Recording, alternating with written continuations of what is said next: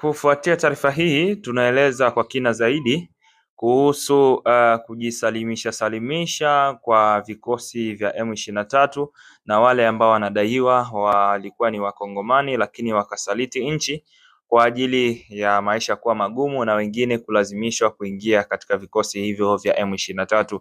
Nimekuandalia ripoti hii ili uweze kujua maendeleo ya tangu Jumapili iliyopita na mpaka siku ya jana. Je, waasi wangapi ambao wameshajisalimisha kufuatia wiki hizi za hivi karibuni?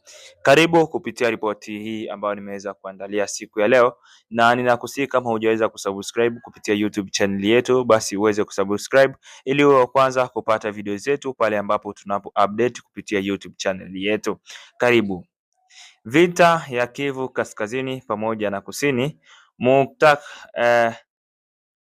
Ni muktasari wa hali ya mapigano ya tangu Jumatano ambayo ni jana. Mapigano yanaendelea mashariki mwa Jamhuri ya Kidemokrasia ya Kongo kati ya waasi wa muungano wa RDF, M23 AFC, Twirwaneho na vikosi vya serikali ya FARDC wakishirikiana na wazalendo. Katika maendeleo ya hivi karibuni, zaidi ya wapiganaji 6 wa waasi walijisalimisha kwa jeshi la FARDC katika maeneo ya nyanda za juu ya Fizi karibu na Minembwe mkoani Sud Kivu. Kujisalimisha huko kunakuja wakati ambapo matukio kama hayo yamekuwa yakijitokeza katika wiki za hivi karibuni kwa mujibu wa vyanzo vya habari. Baadhi ya waasi walidai walilazimishwa kujiunga na vita, wengine wakieleza kuwa ni kutokana na malengo ya waasi. Wengine walisema walikuwa wakilazimishwa kupigana dhidi ya nchi yao wenyewe. Tangu siku ya Jumanne tariki 7 mwezi huu 2026, wapiganaji 3 wengine walijisalimisha siku hiyo. Na Jumapili iliyopita zaidi ya wapiganaji 13 wa waasi pia walijisalimisha wiki hiyo. Kwa mujibu wa ushuhuda wao, walikimbia hali ya ugumu wa maisha ndani ya makundi hayo ya waasi. Wamoja walieleza hivyo. Walikataa vitendo vya ukatili dhidi ya raia hasa katika maeneo ya Minembwe na jirani zake. Mwelekeo wa vita Kivu Kaskazini kuanzia hii Jumapili ya tariki 5 mwezi wa 4 2026 hadi hii Jumatano ya tariki 8 mwezi wa 4 2026, yaani jana. Zaidi ya wapiganaji 260 wa M23 AFC wameripotiwa kujisalimisha katika serikali ya FARDC na wazalendo. Hali hii inaonyesha kuanza kwa kusambaratika kwa uasi, migawanyiko ndani ya waasi kati ya Wanyarwanda wa Kitusi na Wakongomani walio ndani ya uasi ambao walilazimishwa.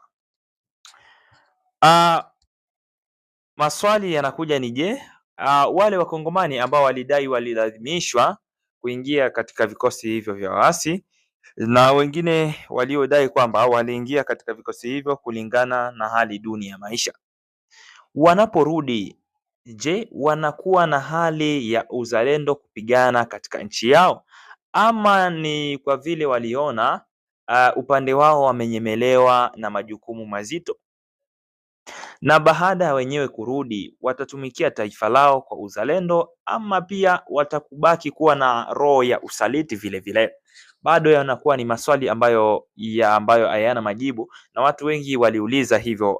Siku zilizopita pia nilikutana na comment ya baadhi ya watu ambao wanaeleza kuwa watu hao wanapokuwa wanashikiliwa na kuletwa tena katika vikosi vya FARDC ni watu ambao hawana shukurani kwanza, alafu pili ni watu ambao wamekwisha kusaliti. Kwa hiyo moja kwa moja inapokuja jaribio lingine la baadhi ya miji kutekwa, watu hao watakuwa ni wa kwanza tena kukimbilia katika vikosi vya M23 au katika vikosi vya usaliti.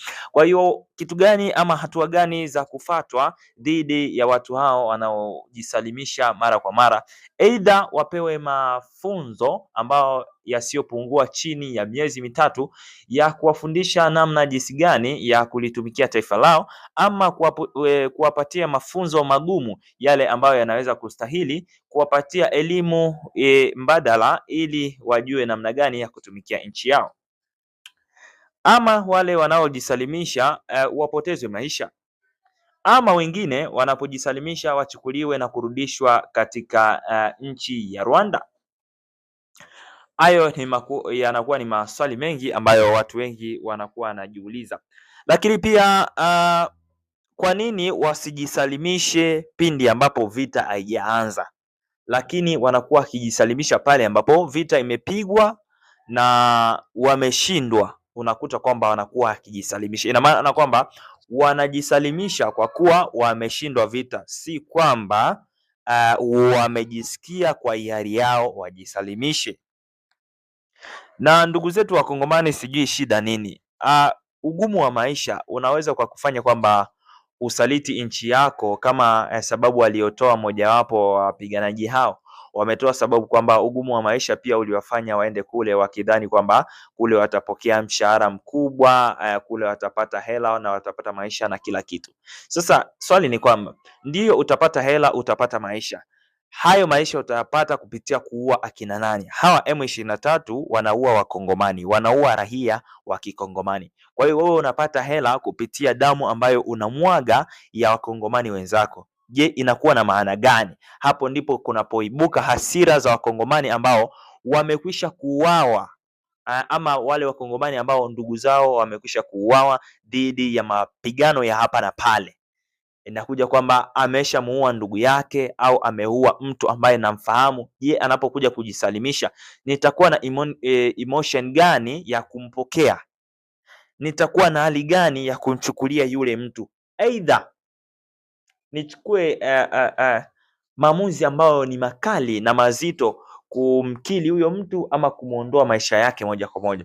Kwa hiyo ndugu zangu Wakongomani, sio muda wa saliti, na sio kila mtu ambaye anapokuja kujisalimisha kwamba anajisalimisha kwa hiari yake. Kwa hiyo kuna namna nyingine serikali inabidi iangalie kwamba watu hao wanajisalimisha kwa namna gani. Je, haya ambayo wanayoyaelezea ni ya ukweli ama si ya ukweli, ili mradi hatua zingine ziweze kufuatwa, ili mradi kupunguza idadi ya maadui.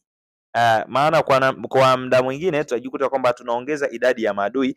Kuna wengi ambao wanasema kwamba wamekuja kurudi, wamejisalimisha, wanakuja kuingia katika mchakato wa kuwa wanajeshi wa serikali ama wanajeshi wa kizalendo, ili hali wengine wanakuja kama maspai. Wengine wanakuja kama maspaya kuja kupeleleza mbinu zinazokuwa upande wa pili, kujua njia wanazozipitia, kujua hali yote ambayo inaendelea upande wa pili. Kumbe bado wana mawasiliano na waasi na wanatoa siri za wazalendo. Kwa hiyo hicho ni jambo lingine la kuhofia dhidi ya haya mambo ambayo yanaendelea ya kujisalimisha baina ya watu ambao wanatoka upande wa pili.